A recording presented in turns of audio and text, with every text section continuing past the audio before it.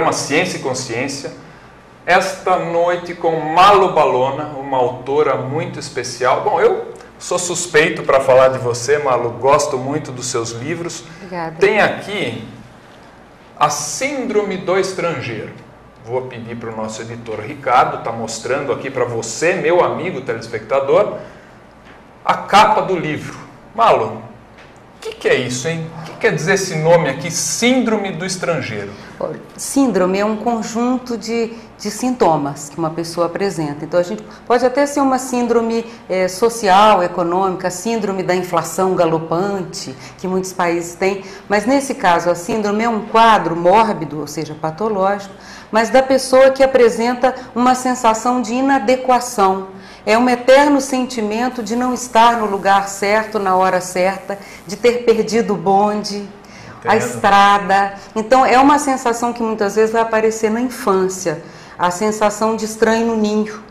Quer dizer, a pessoa está numa condição aparentemente normal, numa família até relativamente estruturada, num contexto social comum, natural, contudo, essa pessoa se sente que ela não é aceita, ou ela sente que ela não está no lugar dela. Ela sente saudade de lugares desconhecidos, ela anseia por estar com pessoas que ela não sabe exatamente quem é. Então, falando assim, você vai dizer, mas esse é um quadro de psicopatologia, essa é uma condição que não pode perdurar, mas é justamente a sensação da pessoa que nasce com ideias inatas, quer dizer que a pessoa trouxe umas ideias originais de alguma coisa que ela não consegue recordar. Então é como se ela chegasse à vida humana com uma missão a cumprir, um trabalho a realizar, mas ela tivesse esquecido. Ela tomou o trem, mas não sabe mais o motivo da viagem.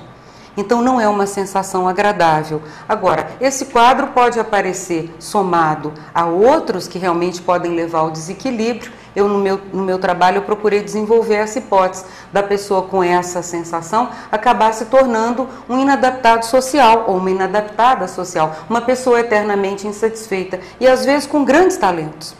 Então, com habilidades, com até uma superdotação, mas uma superdotação no sentido do parapsiquismo, uma percepção que vai além da sensibilidade humana, que vai além dos 5 sentidos. E isso acaba sendo, deveria ser uma habilidade, uma ferramenta, e acaba se tornando um problema.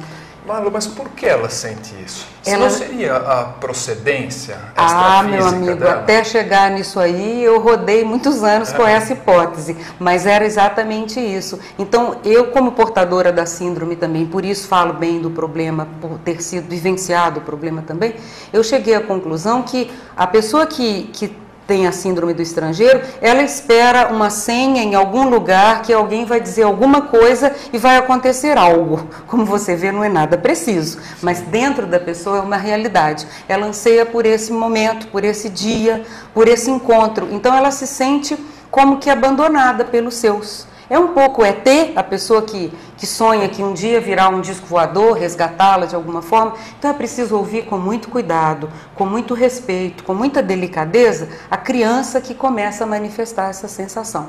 Porque depois desses anos todos de trabalho, o encontro com a conscienciologia, com o próprio propositor da ciência, professor Valdo Vieira, que é médico, cientista, eu pude, vamos dizer, retirar muitas dúvidas dessa minha experiência e essa sensação ela foi confirmada, ou seja, saudade do ambiente extrafísico que eu vivenciei antes de nascer. As ideias inatas, elas trazem uma noção de que você estudou alguma coisa antes de nascer, mas você não tem como confirmar isso. Isso cria um desconforto, um constrangimento com os próprios familiares. Sim, então as pessoas querem te ajudar, mas elas não sabem como. Você mesmo quer se ajudar, mas não sabe como.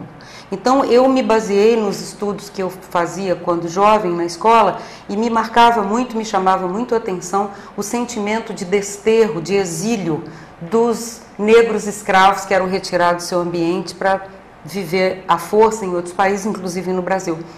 E eu falava, mas é isso que eu sinto. Esse é o meu sentimento. Então, morria de tristeza, morriam de inanição, por ter abandonado o seu lugar de nascimento, o seu ambiente.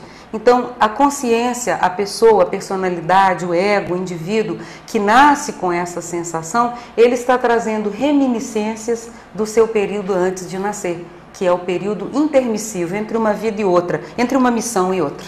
Quer dizer, dentro da família ele pode se sentir um desconhecido. E é um desconhecido, porque esse desconhecimento é mútuo. A família começa a colocar vários apelidos: ovelha negra, patinho feio, ET, achado no lixo, ovo de chocadeira. Então o estigma começa a formar uma personalidade socialmente despreparada, uma personalidade que não foi preparada para o convívio social. Ela começa a se achar assim mesmo, ela começa a se desqualificar numa série de aspectos, e muitas vezes são pessoas superdotadas, com inteligência acima da média, portadoras de um projeto de vida sério para executar, e que ficam de alguma maneira tolhidas, vamos dizer, de uma certa forma, impedidas de realizar esse projeto de vida em função das dificuldades afetivas no relacionamento social. Então isso vai criar uma série de más interpretações. A escolaridade desse jovem ou dessa jovem, menino ou menina, pode ser sempre muito instável. Sim, compromete, lógico. Períodos de desempenho muito bom, às vezes resultados excepcionais e às vezes períodos de pouquíssimo rendimento. Os pais que têm um filho super inteligente, reconhecem isso, têm uma expectativa em relação a essa criança, que ela vai ser ela é promissora, ela vai trazer grandes resultados. E quando a criança fracassa na vida escolar porque o ambiente não lhe é hospitaleiro, isso é mais uma frustração. Então, esse jovem, essa criança vai se sentir culpado pelo seu fracasso. Vai reforçando aquele traço. A síndrome do estrangeiro. Eu sou mesmo um esquisitão, a pessoa estranha dentro desse grupo, eles são todos muito unidos na sua manifestação, e eu sou uma pessoa que estou incomodando, eu estou gerando um problema para todo mundo e para si mesmo. Eu gostei muito de um conceito que você traz de patologia social. É muito sério. É muito sério, porque às vezes eu estou fazendo tudo o que a sociedade espera de mim. Mas será que a sociedade está correta? O que você, meu amigo telespectador, acha disso? Vou perguntar para Malu Balona. A sociedade, a nossa sociedade aqui intrafísica, ela está doente, Malu? Olha, eu acho que é um dos períodos de mais enfermidade social que nós estamos vivendo, porque a população cresceu demais, os meios de comunicação se agigantaram, nós temos facilidade para tudo. Mesmo países ainda em fase de desenvolvimento como o Brasil, o índice de desenvolvimento humano cresceu demais. E isso facilitou uma série de liberdades, de acessos, que a falta da educação, ela vai criando um problema social cada vez maior. Como não há um preparo, não há uma situação gradual no desenvolvimento da educação, do entendimento de si, dos respeitos, dos valores, você começa a ver épocas como nós vivemos agora. Pais jogam crianças pela janela, a partir daquele dia vários pais vão jogar crianças pela janela. Que coisa, mas por que isso? Então você vê, nós estamos vivendo uma situação que já foi identificada na Conscienciologia, e eu pessoalmente tive a oportunidade de testemunhar. Eu morei 11 anos fora do Brasil, nessa minha trajetória dos últimos 22 anos trabalhando com a Conscienciologia. 11 anos fora? 11 anos fora do Brasil. França, Argentina e a Espanha, os 3 países que eu morei 5 anos e mais um ano. E eu comecei a ver, por exemplo, num desses países, um aparecimento de personalidades muito rústicas, muito grosseiras. Por exemplo, aparecia um recurso tecnológico para melhorar a vida, ia lá e quebrava aquele recurso, que era público. Você entendeu? No Brasil é a mania de quebrar orelhões, sim, de depredar prédios, enfim. Isso a gente via que era um tipo de procedimento muito primário, muito elementar. Parecia o homem de Cro-Magnon, de Neandertal. Sim. Eu dizia, e eu questionei sobre isso, até o professor Valdo mesmo. Eu disse, professor Valdo, estão nascendo consciências muito primitivas, muito primárias. E ele trouxe, então, a teoria das reurbanizações extrafísicas e também da questão das consciências res, aquelas que estão ainda atreladas a um primarismo muito grande. elas são com os réus, são personalidades que estão entrando numa fase da reurbanização. E você sabe, numa fase de reurbanização, como agora tem das favelas, até com programa social, você vai encontrar de tudo. Você vai colocar uma torneira, uma fonte pública, e aquilo vai ser quebrado, vai ser usado de forma indevida. Uma pessoa adota um novo hábito, ela vai ser criticada por todo o meio. Você vê que toda vez que há uma mudança de patamar, é preciso haver uma correspondente reeducação, para que a pessoa use o recurso devidamente. E hoje o que está se vendo é um uso desmedido, desmesurado dos recursos, sem qualquer critério.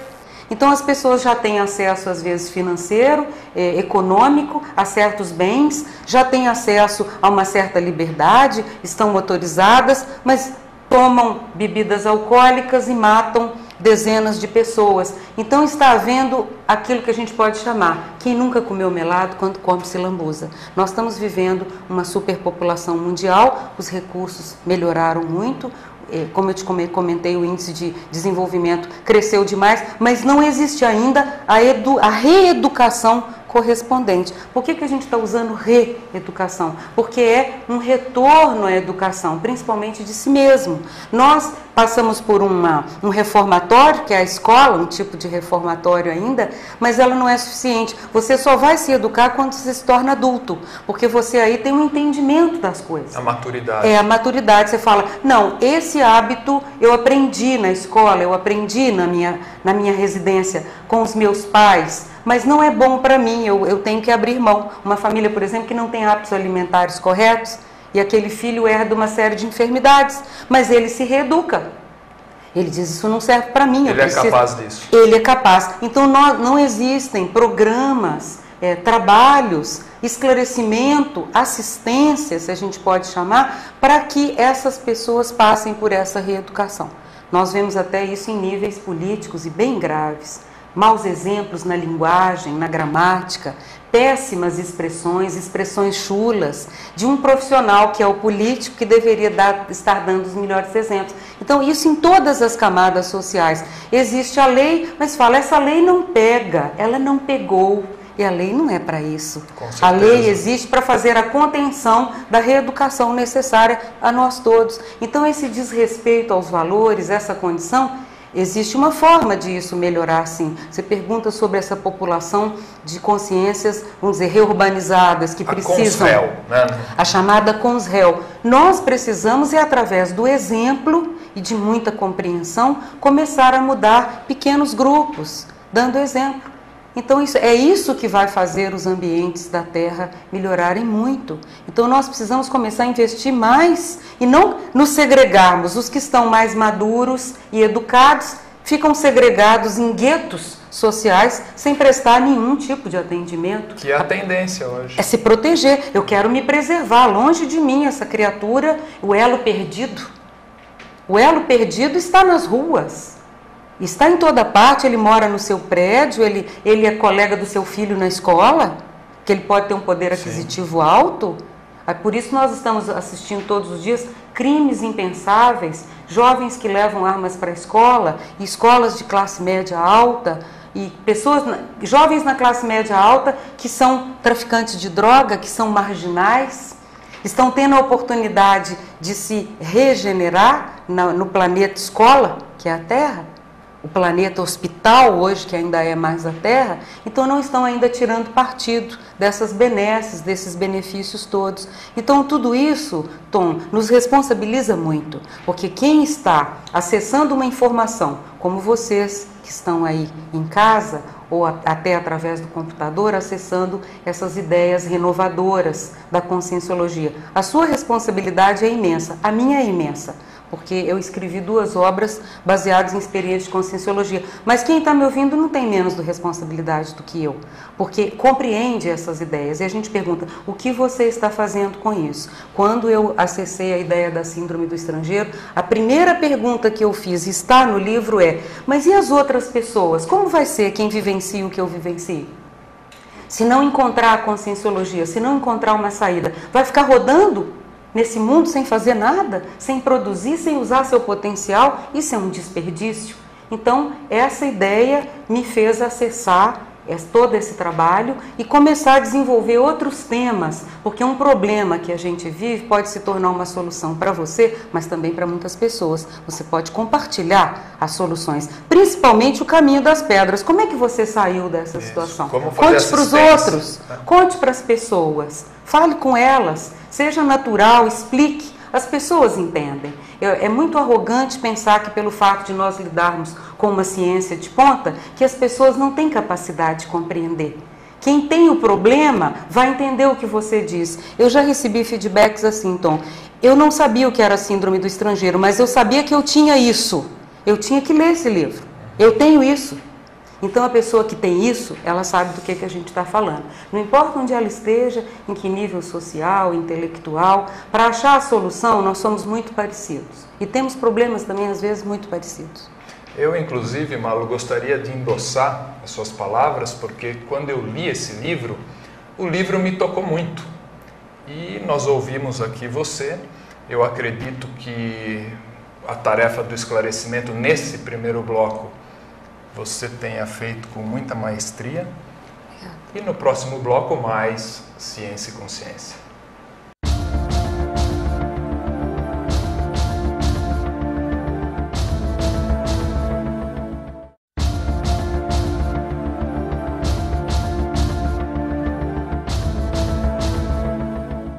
De volta com o programa Ciência e Consciência.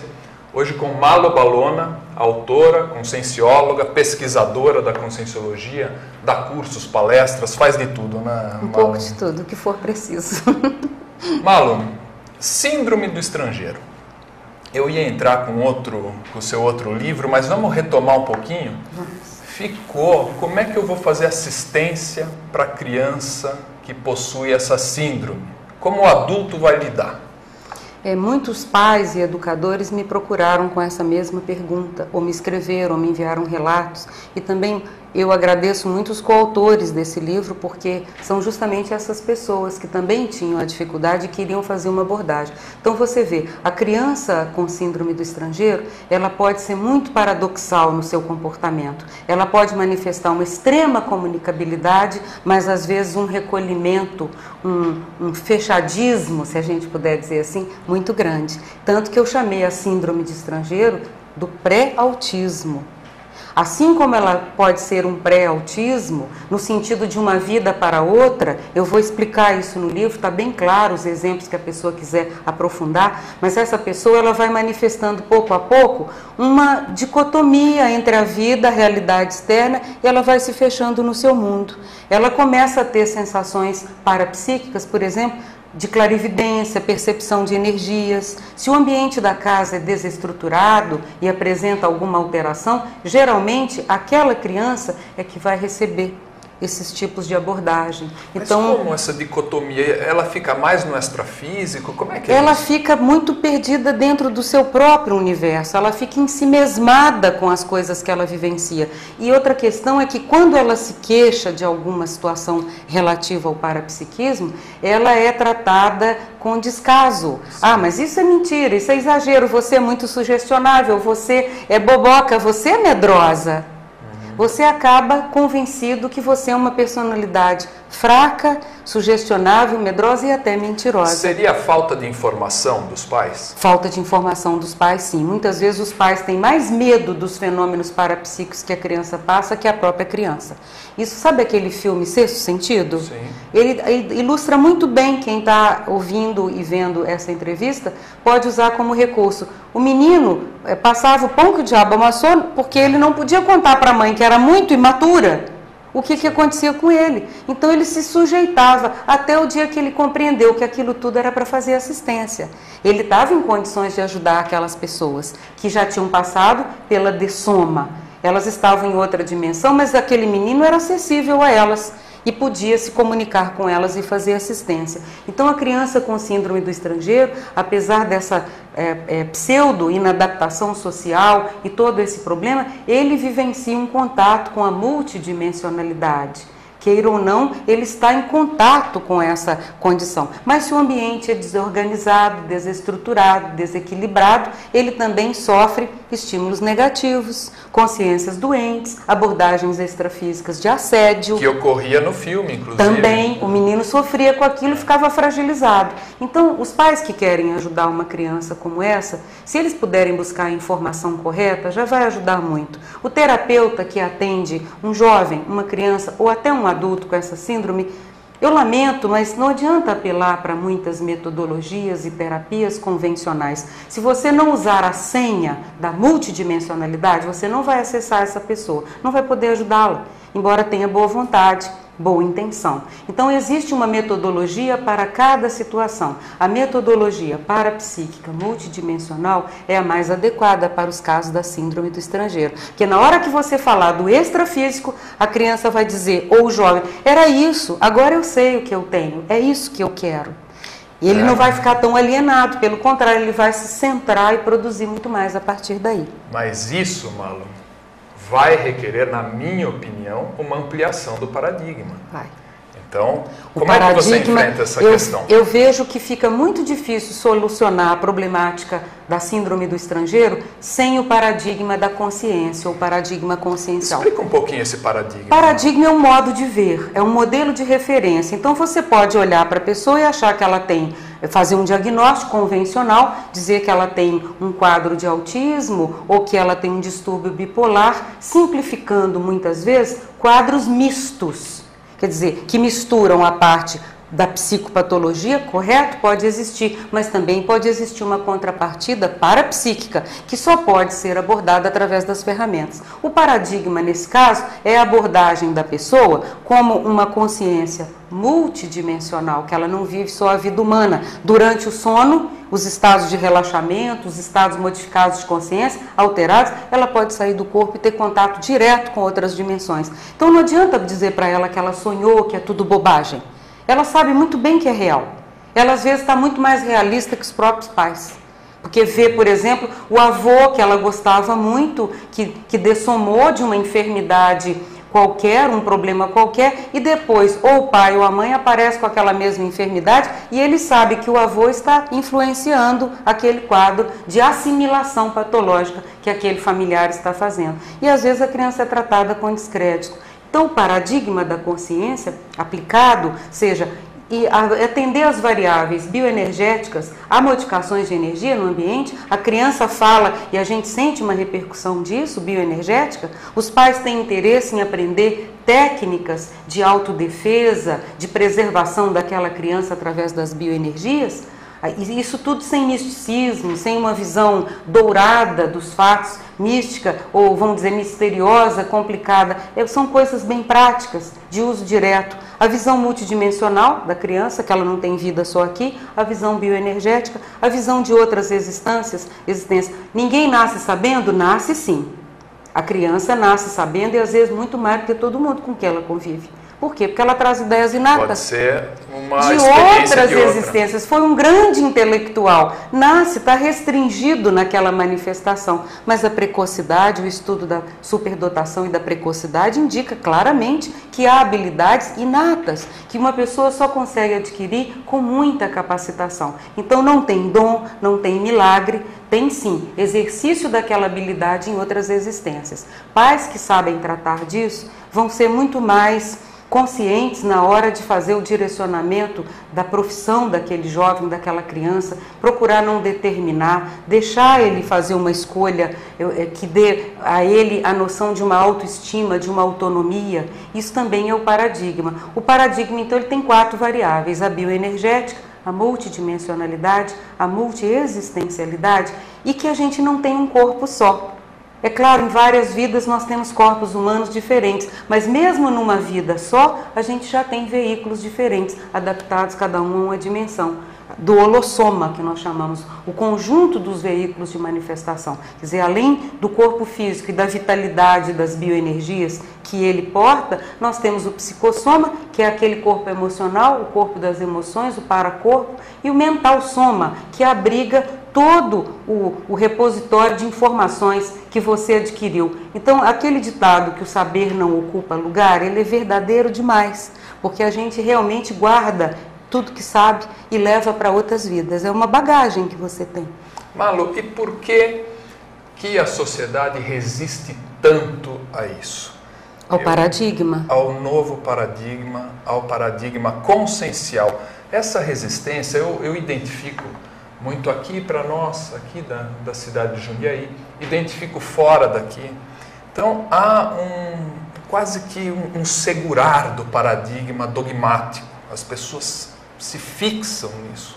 Eu diria que uma parte é falta de experiência.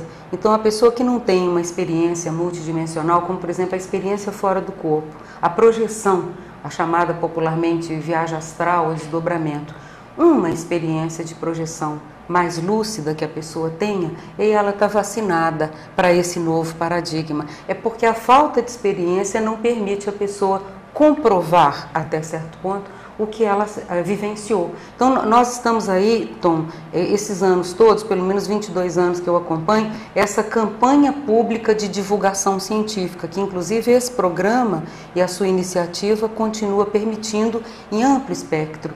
E, no entanto, ainda existem, sim, bolsões de resistência a essas ideias. Mas sabe o que eu sinto? E eu falei isso agora no nosso último congresso internacional de projeciologia, que foi a 4ª edição do evento, foi em Belo Horizonte. Eu fiquei feliz de poder assistir ainda a algo assim. Foi o CIPRO. Foi o CIPRO, o 4º CIPRO em Belo Horizonte, realizado de uma forma assim irretocável pela equipe de voluntários de lá e toda uma equipe também externa que ajudou. Mas o que eu vi de muito positivo nisso? Eu vi que esses 20 e tantos anos e muito mais outros que o professor Valdo dedicou exaustivamente a essa campanha pública de divulgação científica, de uma ciência que era vista com desconfiança, de uma ciência que era taxada de religião. Com preconceito com até. Muitos preconceitos. E nós vimos assim, a nossa posição sempre foi uma posição muito interessante. Para os religiosos, nós éramos ateus materialistas, porque nós queremos a ciência. E para a ciência, nós somos religiosos. Então, você há de convir que é uma posição ideal. Você tem uma liberdade de expressão enorme por causa disso. Porque você não precisa agradar nem gregos nem troianos, você está na sua. E isso surtiu efeito. Então, a gente ter bancado essa campanha do modo que bancou, com essa coragem, com essa desenvoltura, com essa convicção natural, valeu a pena. Eu tive o prazer de ver o Dr. Melvin Morse, que é um pediatra americano de grande relevo, respeitado na sua área. Ele trabalhou durante anos num hospital americano, em Seattle, na cidade de Seattle. Ele esteve conosco lá. E foi a primeira vez que eu vi um cientista convencional, vindo de um país extremamente materialista e é muito bélico, ele ter conseguido ganhar a reputação que ganhou, defendendo as experiências de quase morte, as projeções das crianças em processo terminal ou em processo acidental crítico, que são as projeções que a pessoa tem com risco de vida, e ele ter desenvolvido nos Estados Unidos aquela quantidade de livros de best-seller com resultados de suas pesquisas. E ele, ao chegar com aquele despojamento no nosso evento, ouvindo os nossos palestrantes, conferencistas, falar da projeciologia e trazer os resultados, ele disse: que bom que eu encontrei as palavras que eu estava procurando para definir o que eu estudo, eu não tinha as palavras. Vocês criaram as palavras, o neologismo, sim, porque disso eu já sabia, mas eu não sabia como expressar essa realidade. Então eu vejo que vocês desenvolveram um corpo de conhecimento científico consistente, consolidado, e que a gente com isso abala realmente a estrutura da ciência em geral. E no meu trabalho eu fiz a conferência de abertura nesse evento. Inclusive foi uma ideia feliz, porque eu fiz uma retrospectiva dos 20 anos de projeciologia e o professor Valdo sugeriu que esse trabalho fosse publicado na íntegra em 3 idiomas.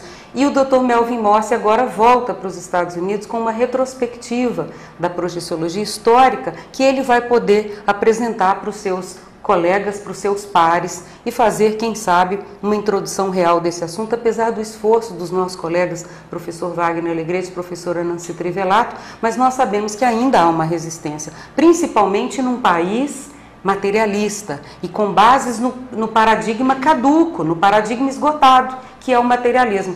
É um beco sem saída. Você procura a consciência com o paradigma cartesiano, você não vai encontrar em lugar nenhum. Então, nessa conferência que eu fiz, eu coloquei: a ciência ajudou a aceleração da história e veio para mudar. O mundo está mudando, mas a conscienciologia veio para mudar o cientista. Está mudando. Então, para nós, vale a pena todo esse esforço.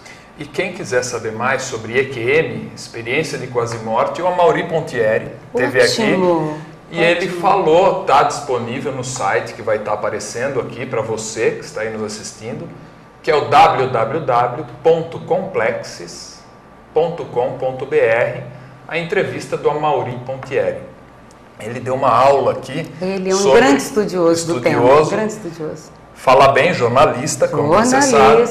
E nos brindou aqui com uma palestra, eu posso dizer, sobre experiência de quase morte. Gostaria de, no próximo bloco, entrar um pouquinho na sua obra Autocura através da Reconciliação, logo mais no Ciência e Consciência.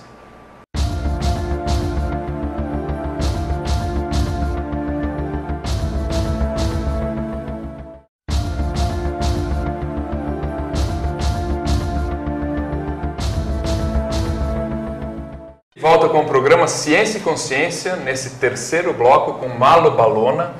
Agora, Malo, Autocura através da Reconciliação, uma obra sua, muito interessante.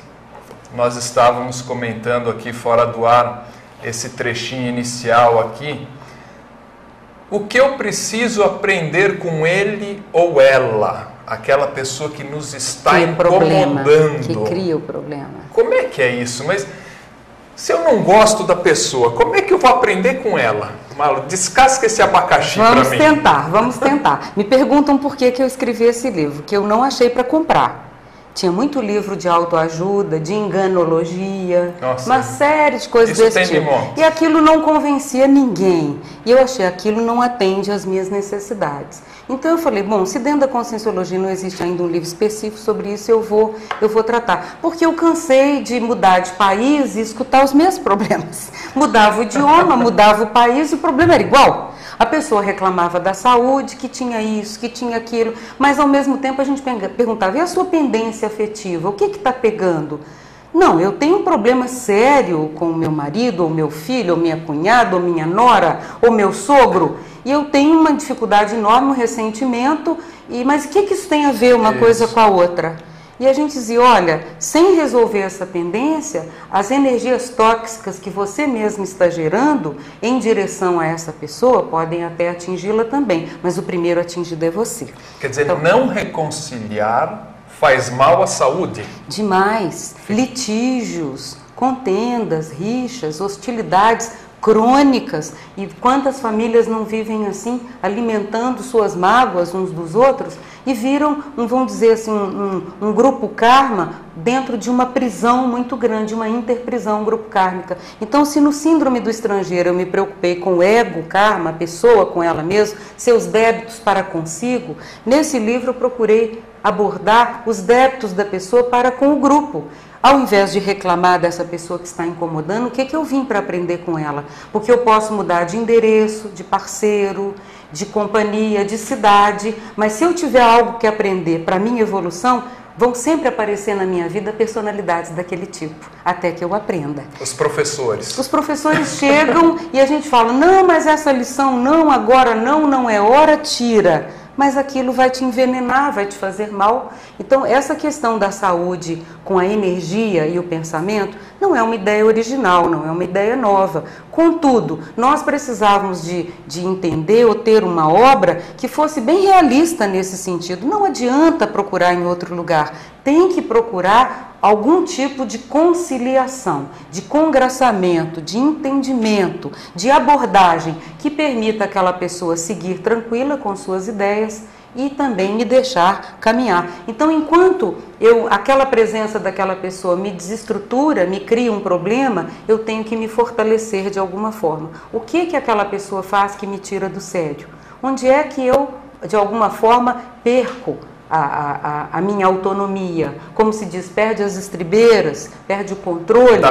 Dá piti. O que acontece? Eu preciso descobrir fórmulas. De novo a gente volta às energias. Pode não ser muito novo, mas é o que mais ajuda. Porque se a pessoa não tem conhecimento nenhum das energias, ela também não vai saber que o pensamento, o sentimento e a energia caminham juntos. E quando você está à noite matutando, preocupado, com ideias obsessivas, que não consegue mudar o disco sobre aquela pessoa, você entra numa relação com ela de sintonia e que essa mesma energia desequilibrada, perturbada, está vindo também para você. Então, se você tem um órgão físico de mais fragilidade, o órgão de menor resistência, ele vai ficar intoxicado por essas energias. Então, eu procurei fundamentar esse livro em mais de 400 obras de referência na área da saúde. Os meus 2 livros estão classificados dentro da especialidade da Conscienciologia, que se chama Consciencioterapia, quer dizer, a terapêutica que a própria consciência vai fazer consigo. Não é uma terapia alternativa, é uma terapia definitiva e dá muito mais trabalho, porque a pessoa torna-se responsável. O outro, o terapeuta ou quem estiver te ajudando, ele é apenas um facilitador. Se você for um dificultador, não adianta tentar. Essa relação não vai caminhar, ela não vai progredir. Então, é um tipo de terapia na qual há um comprometimento entre as duas partes pela saúde. E nesse aspecto você faz um contrato de sanidade, de fazer a sua parte para adquirir essa saúde. Então é a autocura, porque é você que está proporcionando. Um sinônimo de consciencioterapia é autocuroterapia, que é você mesma descobrindo que métodos você vai usar para se melhorar. E por que a reconciliação? Porque na base da briga, do desentendimento, da reivindicação, você perde mais. O que eu ganho legitimando o meu sofrimento? Ou declarando aquela pessoa meu ofensor? Nada. Ele não cresce e não progride, nem eu. Aliás, então, todos perdem. Isso. Não ganha nada e perde alguma coisa. E ainda perde, principalmente a saúde. Então, eu fui observar que nas pesquisas sobre o câncer, sobre as enfermidades hoje de difícil tratamento, fadiga crônica, fibromialgia e tantos outros males, na raiz está uma marcada dificuldade em perdoar e também querer guardar esse tipo de ressentimento, não compartilhar, não falar a respeito. Nem sempre é possível abordar a própria pessoa que está do outro lado dessa relação, mas às vezes, só de você fazer esse movimento íntimo, você consegue um resultado melhor. Alivia o rancor, pelo menos. Essa é a ideia. Quem falou com muita propriedade também sobre consciencioterapia foi o Dr. Nário Takimoto. Ele me deu uma entrevista lá em Nova York. Uma entrevista um tanto improvisada. Que bom, hein? Ele falou com muita autoridade. E o que mais que a gente vai falar? Eu não resisto, antes de você continuar, não resisto, pela minha própria formação jurídica, puxar aqui esse assunto pro direito. Você tem muito litígio na justiça? Tem muito advogado na sua vida? Será que não é hora de reconciliar? De colocar um fim nesses litígios que estão se eternizando na justiça? É um problemão, um problemão cronificado. Precisa essa justiça restaurativa, precisa dessa justiça reconciliatória. E outra questão muito séria, eu posso dar um exemplo pessoal, se você me permite. Claro. Eu estive envolvida numa condição dessa de separação litigiosa, no caso em que todos os direitos apontavam a meu favor. E eu, muito dona de mim, muito autônoma, disse, bom, claro, eu estou defendendo os direitos para outra pessoa, então não é para mim, está tudo certo, vamos em frente. E eu condenava naquela pessoa uma série de atitudes que realmente desfavoreciam qualquer tipo de indício de maturidade, de atuação positiva. E eu tive uma projeção vexaminosa, ela está descrita nesse livro, Autocura através da Reconciliação, na qual eu era levada a um ambiente onde essa pessoa estava, cercada de uma enorme desorganização, entropia, perturbação, muitas consciências extrafísicas, consciex, atormentando, perturbando essa pessoa. E eu ouvi: você quer fazer parte de qual grupo? Aí é sério, é muito sério. Aí... De qual grupo você quer fazer parte? Então eu voltei e eu fiquei pelo menos uma semana inteira nesse contexto de reflexão, abrindo mão de qualquer direito que porventura eu tivesse, porque eram direitos tortos. Eles não estavam fazendo bem para ninguém e, principalmente, se eu queria que aquela pessoa melhorasse de alguma forma daquele comportamento, eu estava acelerando, motivando e piorando o comportamento dela como mais um detrator, mais um reclamante, mais uma vítima. No entanto, a vítima maior era a própria pessoa. Então isso me fez rever todo esse processo e eu tomei uma atitude radical nesse sentido. Foi uma forma de reconciliação definitiva, uma autocura, e de uma relação que prejudicava também outras pessoas. Então não houve mais nenhum tipo de reivindicação. Reivindicação tem uma raiz em vingança, vindicare. Olha só. E a gente carrega, na hora que acha que tem razão, é um perigo. Nem sempre é o ideal. Ter razão não basta, é pouco. É preciso ver quais são as para-razões, o para-direito. Qual é o nível de comprometimento que a gente está tendo com aquilo. Então, de que grupo você quer fazer parte? Eu não quis fazer parte daquelas consciências que perturbavam ainda mais o objeto do meu litígio.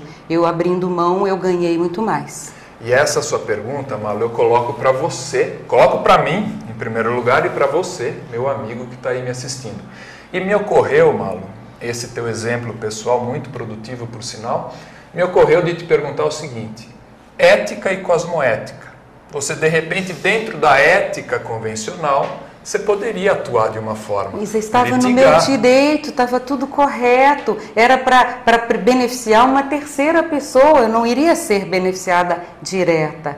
Mas ainda assim não era o correto. Dentro do para-direito e da cosmoética eu estava errada. E pela ética humana eu estava fazendo o meu papel, cheia de razão, tudo a meu favor. Então a ética humana apenas, o direito, a jurisprudência, seja o que for, não vai atender a certas condições cosmoéticas. O professor Valdo, se você me permite comentar, ele comenta sempre o caso de uma pessoa que queria lesar um parente no testamento e provocar a dessoma daquela pessoa através de um crime e um incêndio. Na hora que o ambiente onde estava a pessoa começou a pegar fogo, ele percebeu que o documento não estava com ele e ele correu de volta dentro da casa para buscar o testamento. A casa desabou, ele dessomou e ele virou ídolo na cidade, com estátua, porque tentou salvar o tio. Pela ética humana, ele é um herói, pela cosmoética, ele está comprometido até a raiz dos cabelos. Então, vale a pena repensar a ética e o valor da cosmoética. Então, fica o questionamento aí para você. Eu e você, nós, estamos agindo de que maneira? Dentro da ética convencional ou da cosmoética? Falar em cosmoética, Malu, é difícil. Às vezes eu consigo ampliar esse exemplo que você nos trouxe, mas nem sempre existe lucidez suficiente. Como qualificar essa lucidez através da bioenergética? Não sei. E aí? Olha aqui. Da bioenergética é realmente uma boa condição já para começar. Pelo menos o trabalho com a bioenergia clareia as situações, nos permite um nível de lucidez maior e a gente pode errar menos a partir disso. Mas eu vejo também que nós podemos olhar resultados. Então, às vezes você está caminhando, crente que está abafando, fazendo tudo correto, mas você olha para trás, 2, 3 caíram. Aquilo desestruturou outras pessoas, faltou a cosmoética. Então, a cosmoética tem um princípio básico que é que aconteça o melhor para todos. O todos me inclui, mas inclui todos os demais. Então, se as coisas estão dando certo só para mim, se esse direito que eu reivindico é apenas no meu próprio benefício, eu tenho mais chance de estar errando quanto à cosmoética. E a cosmoética, ela é inclusiva, ela não é exclusiva. Ela não é para mim. Ela é para todos. O próprio nome Amplia de ela é uma ampla. maneira. Então eu tenho que olhar, quando eu estou tomando a decisão, ela é mais cosmoética se ela inclui mais. Se ela exclui muito, é bom a gente olhar para ver se não está deixando a desejar nesse contexto. Ok, eu vou chamar o intervalo e no próximo bloco mais Ciência e Consciência.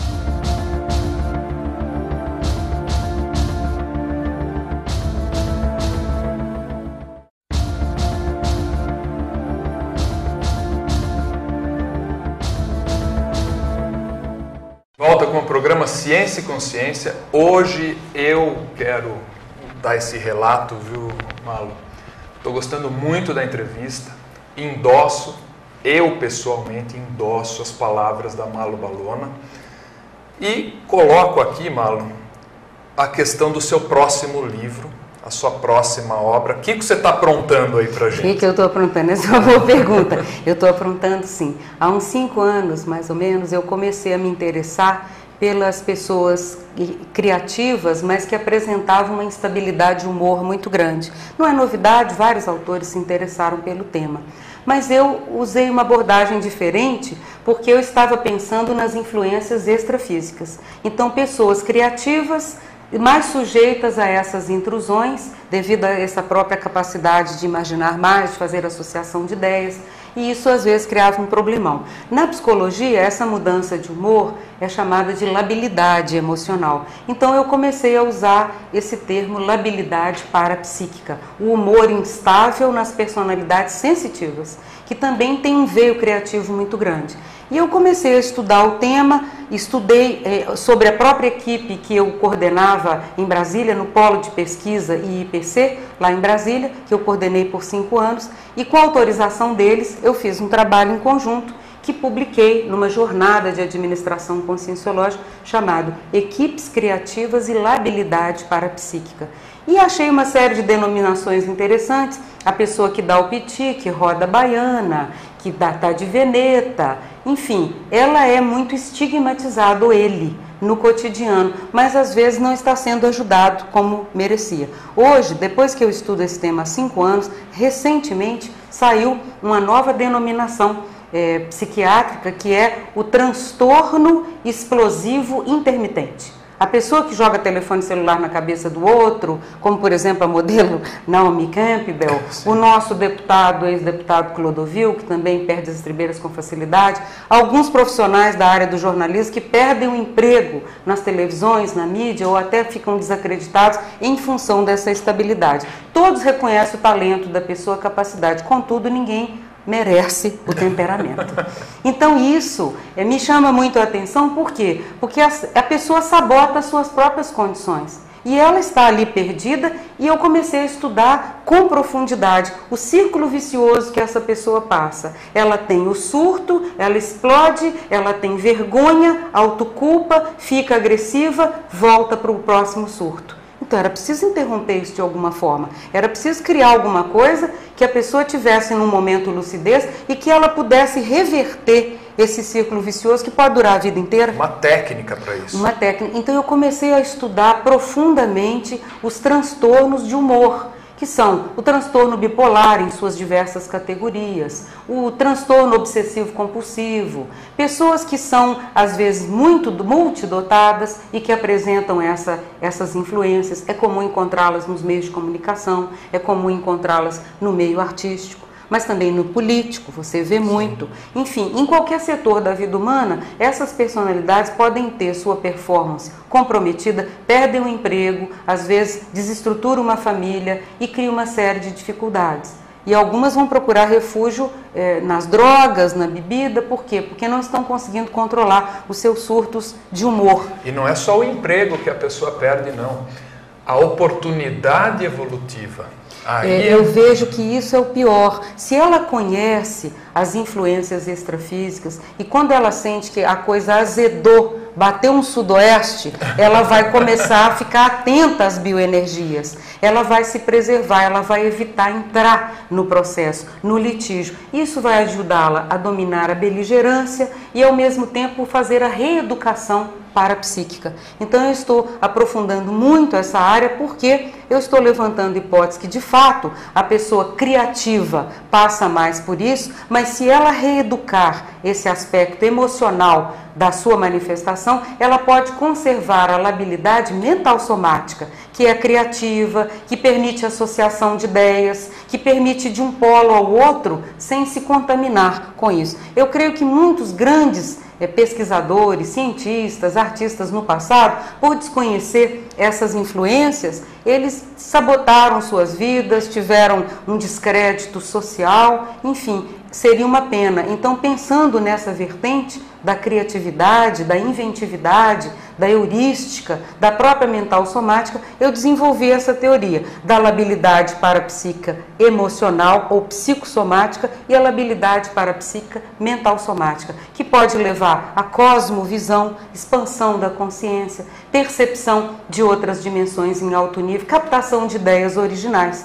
E que isso, se reaproveitado, reeducado, poderia ser uma habilidade para a pessoa cultivar. Não é pouca coisa. E não é pouca coisa. Valeria muito a pena a pessoa aprofundar nisso para fazer essa reeducação. É trabalhoso? É. Precisa de muito esforço? Sim. Mas felizmente já tem uma ciência para isso e diversas técnicas para a pessoa aplicar, começando pelo estado vibracional profilático. Então, existe o problema, mas também existem as soluções. É bom a gente se aprofundar nisso, porque não achar que isso é normal, que é assim mesmo, que eu sou de Veneta, que todo mundo já sabe que eu sou assim, que é bonito. Não é. Você pode estar sofrendo intrusões periódicas nas suas energias, no seu micro-universo, e isso vai comprometer as suas oportunidades, como você falou. Então eu estou desenvolvendo esse trabalho. No início eu fiz como uma pesquisa, produzi, mas quando eu vi o atendimento às necessidades das pessoas, eu comecei a dar esse curso há 2 anos, eu já atendi mais de 1000 pessoas com esse curso.